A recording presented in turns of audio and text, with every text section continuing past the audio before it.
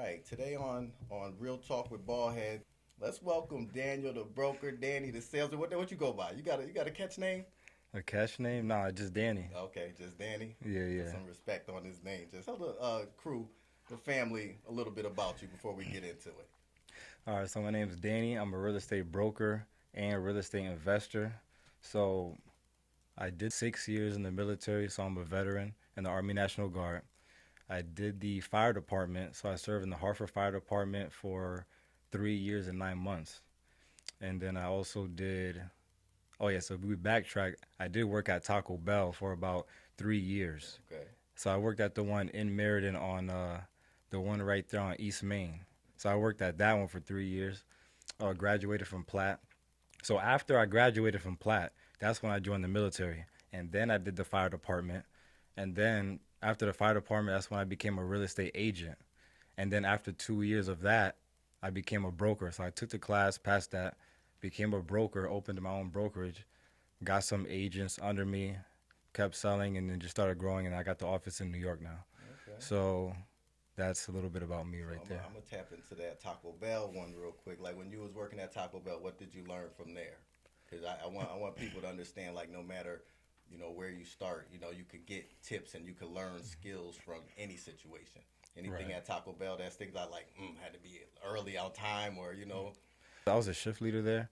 So I would say working with people and then managing the staff there, managing the co-workers there.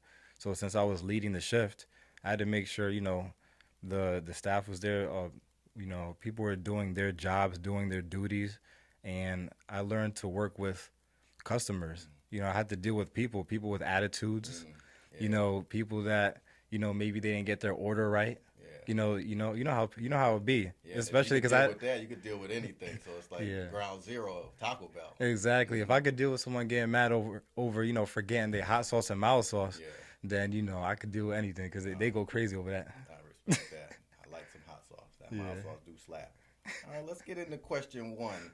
I see that you bounced around with um, your jobs and things like that. So what lit the fire in you to make you get into real estate? I see you was doing different things. What made you say this is what I want to do?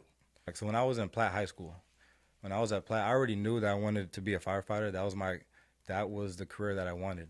So then when I got the career that I wanted as a firefighter, I was working there for about a year and a half, and I was like, this can't be it for me. This can't be it. I felt like I wasn't fulfilled. Okay. So then what happened was I would be talking to different individuals about real estate, things like that. And these were people that weren't even doing real estate, but they were like, man, you could buy a property, live in one floor and rent out the other floors and possibly live for free or, pay a little bit out of pocket. So, or, and profit as well. So I was like, you know what? Let me do some more research into this. So I went on the internet, I went on YouTube, How and old were you at this time? so at this point, I'm 21 or Okay. Just 20, seeing the 21 to age, you 22. could start early, 19, 20, 21. Like, Yeah. that's good. Go ahead. So I was at 21. So yeah, so then I was doing my research. I went on YouTube and I was looking at videos of this guy named Graham Stephan. And he's a real estate guy. He was a real estate agent and investor. So I was just watching a bunch of videos basically on real estate, on how to get started. So I was doing that. Then what I did was I Googled real estate classes near me. So, and mind you, I just wanted to invest. But when I did real estate classes near me, this class came up in West Hartford on New Park Avenue. So I took that class. It was $525 at the time.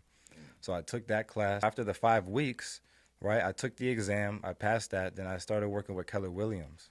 So I started working with Keller Williams. And then I was doing that for 2 years. I didn't sell the house until 8 months after I got licensed. Because, it takes time. It's a business. Okay. So did that. And then after that, well, technically, let me say this. That first house that I sold was the house that I bought. And I got paid for buying it because I represented myself as an agent. Okay. So I got paid for buying it. After I posted that picture up, the business just took off after that. So then once that happened, I got that three family. I was like, man, I got to just keep going and keep growing and growing. And then after I kept buying more properties, I started saying, you know what? It don't even make no sense for me to stay at the fire department because that was your question. So it didn't make no sense because then at that point I started making more money than the fire department. And when I was going into work at the fire department, I was losing money. Who loses money going into work? It didn't make sense. So I was like, you know what, I got to get out of here. So I left the fire department, and then my business just went it took off even more. You had to take a leap because you went from stability, firefighter, to going into your own business and stuff like that. So it takes guts. A lot of people be like, I'm gonna just stick with being a firefighter because I know that's gonna be there. I don't know if I'm gonna be selling houses. So you were confident in your abilities to go that way. So I see that at a young age too. Yeah. A lot of adults will be like, I'm gonna just stick with this job, and be able to take care of the bills and stuff like that. So I see that, that's a great quality in you right there. You go hard trying to help a lot of people. So why you go so hard in trying to get people into seeing what you see with real estate? I go so hard because it's just so simple to get pre-approved and buy a house. As long as the credit is right and your income is on point, it's just so simple. That's why I go so hard. People don't understand the programs that are out there that they can use to get a house with no money down or low money, like very little money. People think that you need 10, 15, maybe $20,000 to get a property, and that is not true. So that's why I go hard, because people don't have this information. So people, suffer from a lack of knowledge. So if I could give these people the knowledge and then they apply it, which is the key, they apply the knowledge I'm giving them, then they're going to be good. Because if you have at least one property, I always recommend people get at least 2 to 3, because each property acts as a bank. Because once it starts appreciating in value, especially if you get it at the right price, you could pull money out, take that money and buy another property, or do it for whatever investment, or go on a cruise, whatever you want. It's your own bank. Like, how like a person will go to a bank and they'll try to get a loan for their business. If you buy a property and it's appreciating in value, or if you get it at the right price up front, you could do a cash out refi or a HELOC and take that money, and you don't have to go to the bank and try to get, these other type of loans. I mean, you still have to go to the bank to get the cash out refi, but they'll give it to you because they know that asset, which is real estate, is valuable. Gotcha. This is the game people need to understand. Okay. Well, a lot of people don't. That's why you're important right now. But I see that, and the knowledge that you've obtained is like self. You go out there and you went and found it. You said you went on the internet. So it's like that the knowledge is out there to obtain it. But the key word that you said was to utilize it. Like, everybody has it, but are you going to do something with it? Because I know you talk to your friends and your people till you're blue in the face about real estate, but it's like, how many actually go with you on that journey? Right. So I know you probably talk to 100, maybe 3 or 4. It might come the way, but it's like, oh yeah. It's like, yo, come with me. So you even motivate me, because I'm trying to get back into the real estate game, and I'm like, this guy has been rocking and rolling, and you show your tips out there for people to use this, but it's like, who's going to use it? So I respect you to keep going, because us older generation, we need that motivation too, because we don't be knowing. We sure don't be knowing. Right. So you served your community as a firefighter, military, real estate. What does service mean to you? Service means giving back. It also means building myself up to the best version of myself that God wants me to be, so that I could be able to serve others. Because if I'm the best me that I could be, I'll be able to help others. So service is giving someone a helping hand that's in need, because there's so much out here that we don't need to gatekeep. We can give this information out there, because honestly, all the information I'm giving out, a lot of people aren't going to use it, but the few people that do use it, their lives are going to change. So, I mean, that's what service means to me, is helping another individual that's in need, that has questions, that wants to make it to the next level, and that wants to help their friends and their family as well. Okay, all right. And that's very important, because what you're saying is like the information that you've obtained, like your family, are they involved in your business at all, or is it just because I know you got a tight-knit family, got a family member in the crown with us today? It's like, I like that camaraderie that you guys have, that you guys build off each other and stuff like that. How much is family with your community that important? Yeah, it's very important to answer the first one. So my my mother does help me sometimes with like an open house and things like that because I'm busy doing a lot of things, managing my properties and the agents and things like that. So my mother will help me with open houses. She can't do too much because she's not licensed, but she can do certain things. The house that my mother lives in, I helped her get that house. I helped her obtain that house, and I was like, man, that right there meant a lot to me. That was like the best transaction I ever had. So that just made me want to just keep going and going and going because we used to bounce around to different places. So now she has a steady place, a steady home to be at, and she's very happy there. And I mean, even my sister right here, joining the military and things like that. All these things, Congratulations on that. yeah, all that motivates me and things like that. I got my brother Josiah. He does like the trading. He does like the trading and things like that on the computer. And then my brother Jesus, he's football. I mean, you know him. Yeah. So yeah, he does the football. He's at CCSU. So all these things that are happening, it just keeps pushing me to keep being great because my family, we're doing things that's greatness. Okay. Seeing what you're doing, seeing what I see a lot in the community is people like tearing down, and it's like you're building up. You know, a lot of people try to hide being real. Sometimes you got to start with some love. So it's like the information that you're giving, obtaining is love, like trying to help somebody obtain freedom, because that's the ultimate freedom when you're talking about the American dream is ownership. So it's like you have the key to that's what the American dream is all about. Property, owning. It's like when you start to own, that's when you really could start to obtain wealth, and it's like that's very important. And it's like for you to go out there and stress that. That's why I brought you on, because I really wanted this message to get out there, because that's the key from poverty to the next level. And there's another level after that. Like the stuff you talking about, he talking about 3 and 4 houses. Yeah. I'm trying to work on one. He talking about when you get to 3 and 4. I was like, "Come slow down, my man." But it's like, well, that's where you got to be, and that's the mindset you got to be, and I respect that.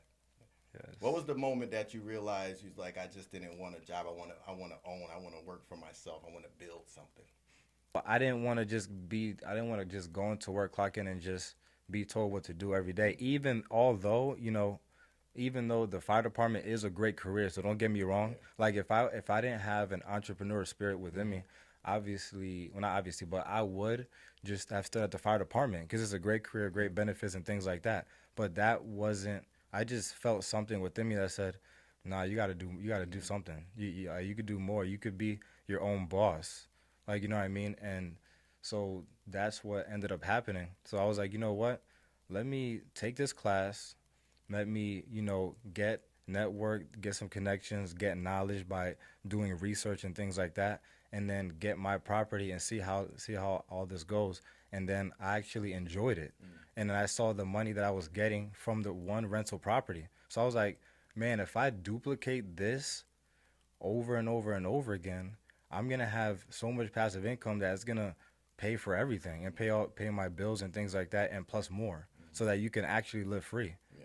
So that was the whole thing. I didn't want to just go. Money is important. Like people sit around, it's like when you start to see, the benefit of it. It's like I made this much from doing this. Like hey, that's smart. Right? Yes, it's important. Mm-hmm.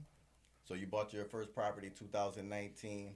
Like for somebody that's out there that's nervous, like what do they need to hear from you to make them believe that anybody can buy a house? This is what they need to hear. You need to make sure your credit score, I don't care about nothing else. You need to make sure your credit score and credit report is on point. This is what they need to hear. Your credit score and your credit report, you need to be at least 680 and above. Of course, you could get a house with 580 and up, but the lower, you're not going to have favorable interest and terms and things like that. So 680 and above in the 700s is best. You need a 2-year work history. So you need a 2-year work history, right? That you filed your taxes, not on some Pablo Escobar and El Chapo where you have cash sitting under the mattress. That's not going to happen. It's not going to work. Because somebody already for your uncle. I mean, if you file taxes, Under the table, nah, that's not going to work. Oh, man. None of that. Man. Nah, none of that. But some people think like that. They're like, "Oh, I work for." It's like you need legit. You got to be Yeah. legit out there. When you're trying to get that money from them banks, you gotta show, and it's like that's what you're showing. That's Yes. very important. That's what they need to hear, and that's what they need to know, so that they could get the first property, and you're gonna need to be making at least, right? If you need a multifamily in this economy right now, you're gonna need at least, if we're talking 2 to 3 family, like 70 to 80,000. I mean, really, to be honest with you, 100,000 is like the new 60K back then. I remember when if somebody told you, "Oh yeah, I make 60,000." Oh man, yeah, you doing good. Now, if you make 60,000, it's really not a lot, bro. Like you need to be making 100,000 to be like, "Oh yeah, I mean, I'm doing all right." Like, and to get pre-approved for the property that you want. So that's it. You need 680 and up, at least But being in 60 a to, relationship combined and get and then I got yes, 50 and he got 50. Now y'all got 100 together. Stop arguing yes, with her. Just get a house together. combined. If y'all both making 35, Build that's together, 70. I got it. Yes. All right, sure. He said 100,000. He over here balling out. I'm about to hang with him. Okay. All right. What else we got here? Okay. What's the biggest lie people believe about success? Because if you ever follow him, he out there shining and stuff like that. So it's like that's wonderful, but it's like, what's behind it? Because a lot of people, because you follow people, so a lot of people is fugazi. It'd be phoniness. It'd be all that shine, and then it's like, oh, okay, you ain't really living like that. So, Right. So success. What's a lie about what people see? The biggest lie, I would say, they think that when success comes, the problems go away. That's one. That's number one. No, when success comes, you get more problems. What did Biggie say? More money, more problems. Exactly. So it's more money, more problems. So when you're every time you make it up to the next echelon, to the next level, they say new level, new devils.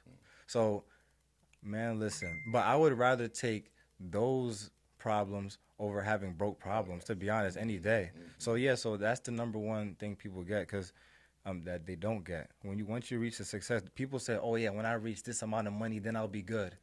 You'll be good what, like financially, but like you're still gonna have problems. You're just gonna have money problems. You know what I mean? You're gonna have overhead. You're gonna have to manage certain. And if you don't have employees, you still have other things that you have to manage, because more money comes with more responsibility. So that's what I would say for that. And the more money you get, you gotta sustain that. Sustainability is rough. You might make 100,000 this year and then 60. So it's like that is where people gotta understand too. Like that, keep it coming. Like that's rough to be in the business for the long haul. Right, you have to consistently work. I'd even say that. Yeah. Like somebody can get $1 million, but if they spend, they gonna in a year now they got 600,000, and it keep going down, because how you gonna keep making more? So Yeah. that's where the problem is, making it, keeping it. So running your own brokerage, I know that isn't easy. What's one hardship reality check that you face that people don't see? A lot of people don't see anything behind the scenes of the work that it goes throughout a transaction of selling a house. So, like, I have a transaction right now that's literally falling apart right now because there's a lien. Somebody put a lien on their house.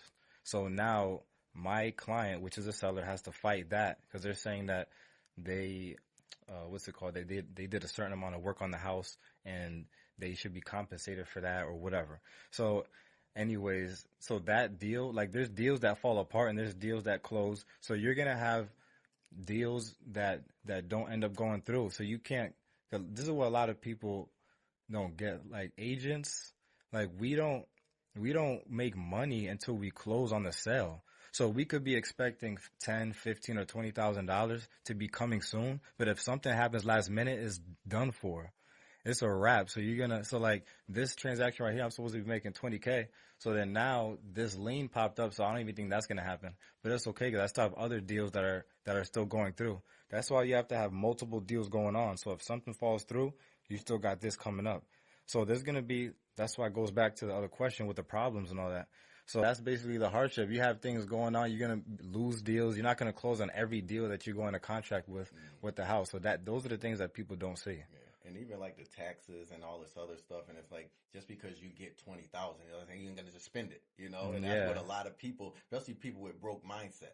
Like they'll be like, oh, if I had this, I'll do this. And if I had this, I'll be like, that's why you're broke. Exactly. Every time you hit money, you spend it. You know? So it's like, that's the discipline I know even from you at getting large lumps at one time. You know what I'm saying? Because when you're doing real estate, you don't know when the next one's going to come. So until you got 4 or 5 at a time, it's like you sold one house Like if you sell 3 houses a year, that's not, that's nothing to live off of, and some people, so a lot of people get out of the real estate game. So that's why I know you go out there hard because it is your full time. So it's like you need different things because you don't know when something might fall through or, this might bounce back and stuff like that. Have you ever had a deal that you was waiting on and like broke your heart? Oh, like this one? No, just one that is like, man, I had a sale. It was like it was a big one because, you have some good ones out there. Yeah. A lot of competition, right? Yeah, it's a lot of competition. It's like there was one, there's another one. I was supposed to get a $1.3 million listing in New York and Long Island. I did get another listing over there, but I was supposed to get that one. But what happened was it was between me and another agent. So this other agent that went in there, because they were interviewing us on different days, but they went with the other agent because she had 30 years. She was a woman and stuff like that. So I don't know. So some people would rather use a woman too. And I guess she has 30 years. But I have 7 years, and I told them I sold over $50 million in real estate. My company sold over $50 million in real estate. I've been doing it for 7 years, and I own multiple properties, bro. So I have the experience, I have the knowledge, I have everything that you need to know. If somebody is looking for real estate, you need to come to me. If you don't come to me, you're doing yourself a disservice at this point. That's what he said. He heard what he said. And I'm going to put it like that. He's serious, too. I ain't messing around. I'm about to go to him. I'm about to talk to him right after here because my credit is 520, but I'm working on it. Don't judge me. And I'm going to tell you something else that happened, too. So this is another thing. So in Long Island, this listing that I just got this offer accepted for. So it's listed for $494,000. It's a 4-bedroom, 2-bath house, right, in Long Island, New York. So that person that owns the house, they had an agent before me that tried to sell it. They didn't sell it. They had an offer for, it was $475. Yeah, it was $475, right? But it ended up falling through. It didn't sell. I come in the picture. I said, hey, use me. I could get your house sold for you. I listed up within 3 to 4 weeks. I got an offer for them at $497,000. So the other agent got him at $475. Didn't even get it closed. I got him at $497. So what's that? $22,000 more. So I'm making people more money. He is serious about this. You see him? He know the numbers. He adding and subtracting. I swear to goodness, you are impressing me. See, but I only attract people. That's why I reached out to him, because when somebody is passionate about what they do, it's in their soul. And if you see what he does, it's like you could tell he's not playing, he's not joking, and he's serious. And I really respect that about you, young man. How old are you now? 29. Okay, he's still young. Goodness, 29. How long you been in business for? How long? 7 years. How do you find the courage to keep betting on yourself? Because that's what you're doing. You bet on yourself and you put it all out there. So I find the courage by just knowing that I use this analogy, and I told my sister this analogy before. I'm going to see if she remembers it. So I look at life like the game of life. So you know how you play a video game and you try to build that character to the top tier, like 2K or any other game, we have to build it up. This is your avatar. This is us. So we have a soul and a spirit that's utilizing this body. And I'm like, this is life. Like, this is the game of life. So I want to build myself up financially, spiritually, mentally, everything all the way across the board. I don't want to be the guy that just looks physically fit, but that doesn't speak well or communicate well. I don't want to be that guy that could just speak well, but then that's fat, or that doesn't have money. I want to be all the way across the board, bro. Every person should want to be all across the board. So this is my character. This is the game of life. So I want to be top tier in all categories, period. So I hope that answered your question. I don't know if that. Are you vegan, anything like that? No, okay, I'm not. No, I'm not vegan. No. Enjoy something, because I need to eat properly. Like, you know what I'm saying? I need to hit the gym more. But some people are like, I just eat air and water. No, like, nah, I eat steak and stuff like that. No, I'm not no vegan or nothing like that. You go to gym. How many times, how many days you go to the gym? Every day? So I go every day. Every day except sometimes on a Sunday I'll relax, but I'll still get some push-ups in because every day. So I get up at anywhere between 3:30 to 4 a.m. because before I leave the house, I have to make sure that because what I do is I get up 3:30 to 4 a.m. Then I read my book. So first I thank God, then I read at least a few pages, and then I'll go to the gym, work out, steam room, all that stuff. Because the thing is, before you even start working, you need to prepare yourself for war. So like a soldier doesn't go to battle without preparing for it. So this is life. It's just the same thing in just a regular day. It's not just a regular day. Every day is a war. That's how I look at it. So I'm going to get up. I'm going to get knowledge from reading and thanking God. Thank you for waking me up today. And then I'm going to work out so I can get physically strong too. And then I'm going to start working because now I'm prepared to work. You're not prepared to work if you're not connected with the divine, with God, so that everything right here could be good. First, you need to be connected. You need to be reading. You need to get fit, and you need to get right so that everything else could flow. Okay, so me waking up and going on Instagram real quick, that shouldn't do that. I mean, you shouldn't do that. But Soon I'm as saying, straight 20 minutes just like this right now. Nah, it's Soon as not I gonna. wake up Nah, that's not gonna work. and You should get to even. work late because I'm doing this. Nah, you All shouldn't right. be doing that. All right. And you don't have to get up at 4 o'clock in the morning though. You could get up at. Oh, don't worry. I'm just saying that's just what I do. I know I respect that. Yeah. I be getting up at like 5, but That's good though. But I gotta go to work. I ain't get to go to no steam room. Yeah. I wish I could go to the steam room and start my day. I would have been. I was. No, that's what's up. All right, what's been the most rewarding moment of helping someone become a homeowner or build some wealth? Because I see that you're also like advisor also. Well, Financial? I guess you could say I'm not a financial advisor, Okay. but I can definitely point you in the right direction and say I recommend this. You was doing a good job. Don't take that title. Keep that title. Financial Yeah. advisor. That's what you are. What was the most rewarding? Was it your mom? The most rewarding, I would say my mom, and then, I mean, every time I hand the key over, when a person like just is just so happy and they give me that hug, like I remember there was this couple that they're married, and she was pregnant, gonna have a baby, so she got the house before she had the baby, and when we closed on that house, she was so happy in that attorney's office that she gave me the biggest hug and said, "Thank you so much." So like moments like that is what like I cherish because you're changing someone's life. Yeah. Because that buying real estate is the biggest purchase that a person will ever make, or most people, right? So that I might have cried. Because even when I did buy my side, I sold my house, but when I did, I was the happiest I was. I'm like, I accomplished something. Yeah. So I understand that. So for you doing that for so many people, I know that empowers you to make you even go harder. So that's why other people empower you. You know what I'm saying? You seeing that smile from that lady, how many years ago you still think about that vivid as today to make you be like, I want to find the next one to do that too. Exactly. Yeah, that's what's up. So what's next for you?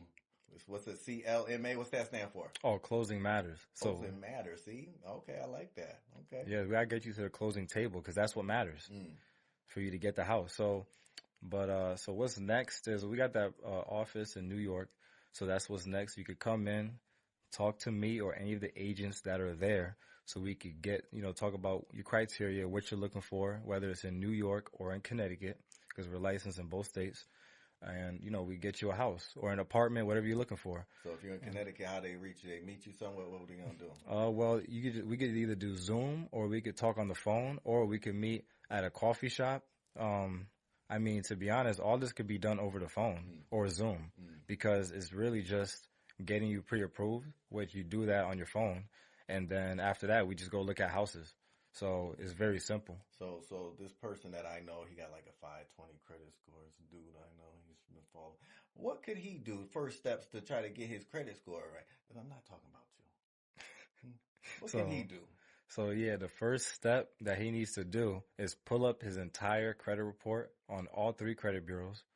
And you could do that on the Experian.com or the free credit report or even, what's that other website? Identity IQ. So you could pull up all of those and you have to pull that up and see what derogatory marks you have on there. But the top 3 things that affect your credit score the most, which is high impact, is being late, so it's late payments. It's any collections, which is derogatory marks, and then credit utilization, which it needs to be under 30%.